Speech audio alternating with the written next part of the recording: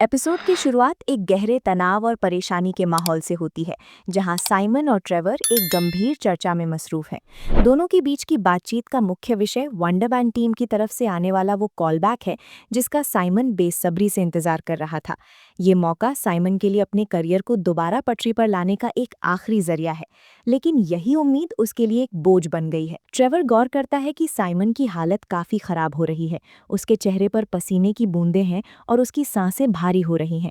ये तनाव सिर्फ दिमागी नहीं है, बल्कि इसका असर भौतिक रूप से भी दिखाई देने लगता है, जब साइमन के शरीर से अनजाने में ऊर्जा यानी एनर्जी एमिट होने लगती है।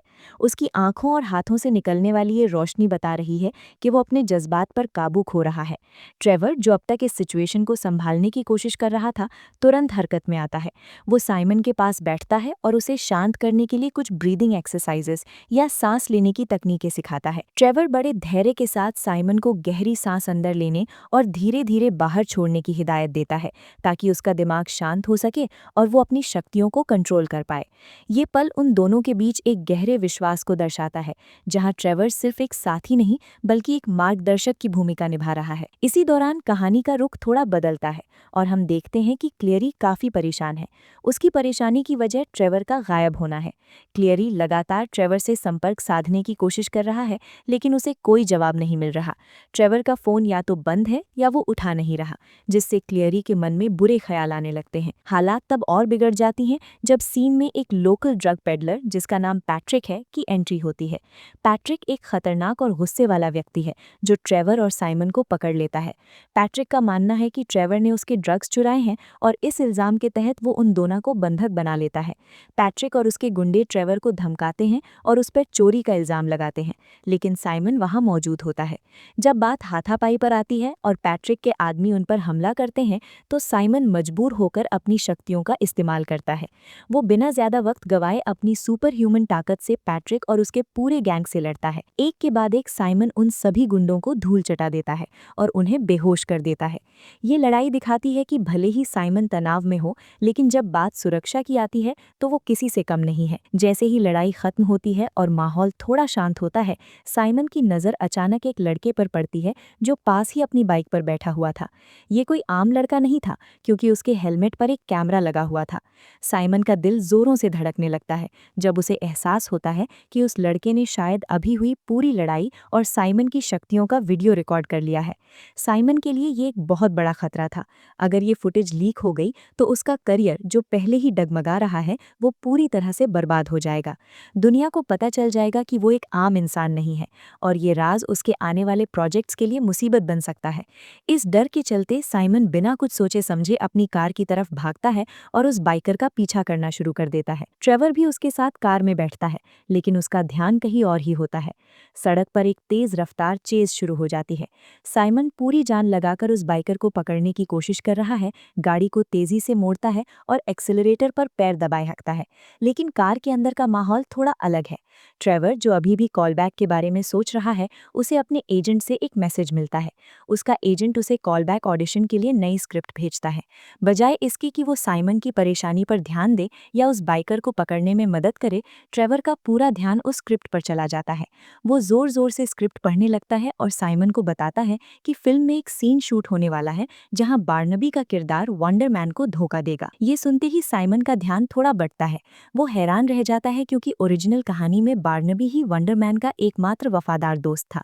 साइमन को ये बदलाव बिल्कुल रास नहीं आता और वो सवाल उठाता है कि डायरेक्टर वॉन आखिर ओरिजिनल स्क्रिप्ट के साथ इतनी छेड़छाड़ क्यों कर रहा है। साइमन के लिए बार्नबी की वफादारी कहानी का एक मुख्य हिस्सा थी और उसे गद्दार बनाना उसे गलत लगता है। इस चर्चा के बीच भी उनका पीछा जारी रहता है। आखिरकार ये चेज एक बार के बाहर जाकर खत्म होती है। वो लड़का, जिसका नाम जेडन है, अपनी बाइक रोकता है और वहां रुक जाता है। साइमन और ट्रेवर भी वहां पहुंच जाते हैं और उसे घेर लेते हैं। साइमन गुस्से में उससे कैमरा मांगता है और फुटेज डिलीट करने को कहता है, लेकिन जेडन इतनी आसानी से मानने वाला नहीं था। जेडन मौके का फायदा उठाता है और साइमन को ब्लैकमेल करना शुरू कर देता है। वो साफ शब्दों में कहता है कि वो फुटेज तभी देगा जब साइमन उसकी मदद करेगा। जेडन बताता है कि एस्तेबान नाम के एक खतरनाक आदमी ने उसकी मोटरसाइकिल चुरा ली है या जबरदस्ती रख ली है। जेडन चाहता है कि साइमन अपनी उस ताकत का इस्तेमाल करे जो उसने अभी लड़ाई में दिखाई थी और एस्तेबान को धमकाकर उसकी बाइक वापस लाए। साइमन बुरी तरह फंस चुका था। एक तरफ उसका करियर था जो उस वीडियो की वजह से दांव पर लगा था, और दूसरी तरफ एक अनजान मुसीबत में पड़ने का जोखिम।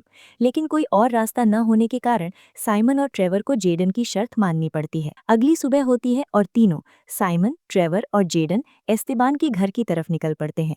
रास्ते में साइमन एक प्लान बनाता है ताकि खून खराबा ना हो। वो ट्रेवर से कहता है कि वो एक डिटेक्टिव का नाटक करे जो चोरी हुई बाइक की तलाश कर रहा है। साइमन सोचता है कि ट्रेवर की एक्टिंग स्किल्स यहाँ काम आएंगी और वो बिना किसी लड़ाई के बाइक वापस ले आएंगे। जब वो एस्तेबान के घर पहुंचते हैं तो शुरुआत में सब कुछ ठीक लगता है। ट्रेवर बड़े रुआबदार अंदाज में दरवाज़ा खटखटाता है और अपने आप को एक डिटेक्टिव बताता है, लेकिन उनका ये प्लान बुरी तरह फेल हो जाता है। जब एस्तेबान के घर में मौजूद लोग ट्रेवर को पहचान लेते हैं, वो उन्हें डिटेक्टिव समझने के बजाय उनके मशहूर किरदार द मैंडरिन के रूप में पहचानते हैं। वहाँ मौजूद लोग ट्रेवर के फैन निकलते हैं और उन्हें देखकर एक्साइटेड हो जाते हैं।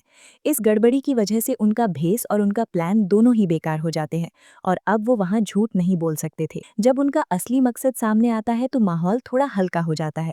एस्तेबान उन्हें मारता नहीं है, बल्कि उन्हें अपने घर के अंदर बुलाता है। वहाँ बैठकर साइमन और ट्रेवर को पता चलता है कि एस्तेबान दरअसल कोई बड़ा गैंगस्टर नहीं है, बल्कि वो स्पाइसी कैंडी यानी तीखी टॉफी का बिजनेस करता है। बातों ही बातों में उन्हें जेडन और एस्तेबान के रिश्ते की असलियत पता चलती है। जेडन और एस्तेबान पहले बहुत अच्छे दोस्त हुआ करते थे और इस बिजनेस में पार्टनर भी थे, लेकिन जैसा अक्सर होता है उनकी दोस्ती के बीच जलन और हसद आ गई। जेडन को एस्तेबान की कामयाबी या किसी और बात से जलन होने लगी थी, जिसने उनकी दोस्ती और बिजनेस पार्टनरशिप दोनों को खत्म कर दिया। ये कोई चोरी का मामला नहीं था, बल्कि दो दोस्तों के बीच की लड़ाई थी जिसमें बाइक एक मुद्दा बन गई थी। जब वो लोग ये सब समझ ही रहे थे और एस्तेबान की स्पाइसी कैंडी चख रहे थे, तभी कहानी में एक नया मोड़ आता है। किस्मत का खेल देखिए, वही ड्रग पेडलर पैट्रिक जिसे साइमन ने कल मारा था, वो वहां आ पहुंचता है। पैट्रिक दरअसल साइमन की कार को ढूंढ रहा था और उसने देखा कि जेडन उस कार में बैठा है। पैट्रिक ने जेडन को पकड़ लिया और उसे घसीटते हुए एस्तेबान के घर के अंदर ले आया। अब स्थिति बहुत नाजुक हो गई थी। पैट्रिक के हाथ में बंदूक थी और वो बेहद गुस्से में था। वो चिल्लाकर ट्रेवर को ढूंढ रहा था। पैट्रिक ने जेडन के सिर पर बंदूक रख दी और उसे जान से मारने की धमकी देने लगा। वहां मौजूद सभी लोग सहम गए। जेडन की जान खतरे में थी, लेकिन इस भयानक स्थिति में भी ट्रेवर का ध्यान सबसे पहले उस कैमरे पर गया। ट्रेवर जानता था कि अगर पुलिस आई या कुछ भी गड़बड़ हुई तो वो फुटेज सबसे बड़ी समस्या बन सकती है। इसलिए ट्रेवर ने पैट्रिक से कहा कि वो जो चाहे करे, लेकिन पहले उसे वो कैमरा दे दे। साइमन और ट्रेवर ने किसी तरह वो कैमरा हासिल किया और तुरंत उस फुटेज को डिलीट कर दिया। उनके लिए ये सबसे ज़रूरी काम था। जब वो ये कर रहे थे, तभी एस्तेबान के पड़ोसियों ने शोर शराबा सुनकर पुलिस को कॉल कर दिया था। पैट्रिक अभी भी जेडन के सिर पर बंदूक ताने खड़ा था, लेकिन पुलिस के आने की आहट और माहौल की गर्मी देखकर वो भी घबरा गया। चारों तरफ अफरा तफरी मच गई। इस हंगामे के बीच साइमन का फोन बजता है। ये जनेल का कॉल था। जनेल की आवाज़ में जल्दी और उत्तेजना थी।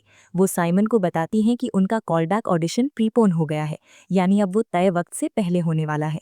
वो उन्हें हिदायत देती हैं कि वो सब कुछ छोड़ छाड़ कर तुरंत डायरेक्टर वॉन के घर पहुंचे, क्योंकि अगर वो देर से पहुंचे तो ये मौका उनके हाथ से निकल जाएगा। अब साइमन और ट्रेवर के पास सोचने का वक्त नहीं था।